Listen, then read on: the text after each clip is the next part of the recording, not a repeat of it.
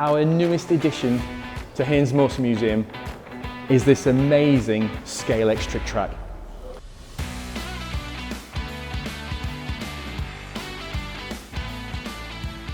Thanks to our good friends at Scalextric and Think Scalextric, we have this amazing Somerset and museum in miniature.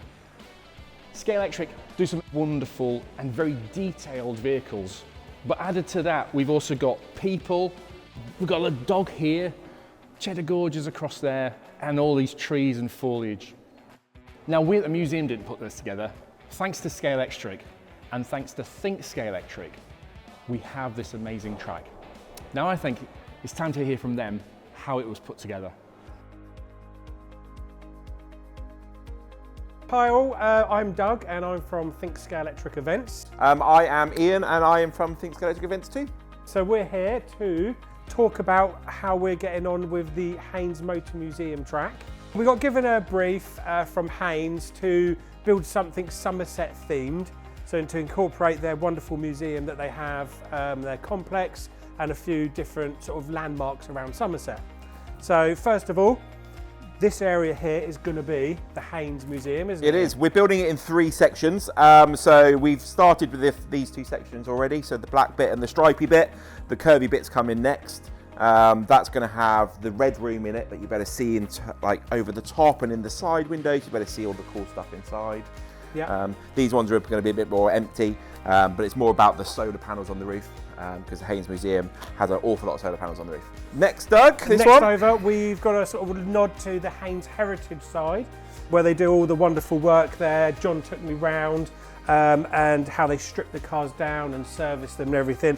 So yeah, we've got a little sort of some of the cars were primered up. We got some that are painted, and we're going to have a nice interior there dedicated to the Haynes heritage. Absolutely. So we've got a farm shop selling cider as well, because obviously everyone knows Somerset ciders. Yep. So we got that wonderfully painted interior of the farm shop there, done by one of our colleagues, That's Tara. it. Yes. And then we've got here, we've got Luxor from Las Vegas. Oh, no, sorry, it's the Pyramid Stage from Glastonbury. Yeah, so yeah, this is all going to be lit up. It's not at the moment, this is all a work in progress. Yep. So this is all going to be lit up, lights flashing, hopefully some sound coming out. And yeah, made a sort of a Glastonbury side where everyone takes the selfies. I think that's quite an iconic part of Glastonbury there. And then what is this big like rocky place, Doug, that you've been sculpting? Cheddar Gorge. So this is all Cheddar Gorge, sort of styled and themed, which looks pretty cool. Yep. Yeah, so nice sweeping round. It's a very popular road for motorists and motorbikes. It's quite sweeping, you get all the noise from their exhaust, the cars love it. So it really goes with the car theme of the Haynes Museum, as well as being one of the biggest attractions of Somerset. So it sweeps round, just the apple orchard, the farm shop, and a nice sort of agricultural bit with the tractor and the cows and some of the sort of the farm stuff that goes on around Somerset. And then a flying long straight back into the Haynes car park. So this is going to have a lot of their car shows modelled. So yeah, we're going to have, they host breakfast clubs and other car meets. So we're going to have nice sort of groups of people looking around at a lot of the nice cars. Yep. This can all be interchangeable, so none of that will be glued down. So the guys at Haynes can switch and swap all that out depending on what season and mood they're in. And then we've got a bit of a picnic area here. Then we're back round to the start. Yeah. For another lap.